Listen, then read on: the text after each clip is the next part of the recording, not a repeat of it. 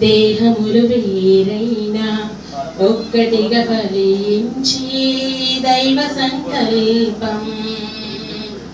పెళ్ళంటే ఇరువురు ఏకముగా తండ్రి పని జరిగించి గొప్ప అవకాశం. ఇహలో కాలలో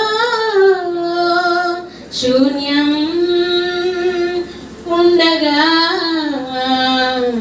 దైవం తలచిన బంధం పెళ్ళిగా మారెడుగా. పెళ్ళంటే దేహములు వేరైనా ఒక్కటిగా ఫలించే దైవ సంకల్పం. పెళ్ళంటే ఇరువురు ఏకముగా తండ్రి పని జరిగించి గొప్ప అవకాశం. రెండు కళ్ళు వేరు వేరు చిరమునందు వేరు పారు దృశ్యమేది చూపిస్తున్న చూపులు రెండు జతగా చేరు. రెండు కాళ్ళు వేరు వేరు ఒక్క పదమునందు చేరు. అడుగు ముందు వెనుకవుతున్న గమ్యం మాత్రం కలిసే చేరు.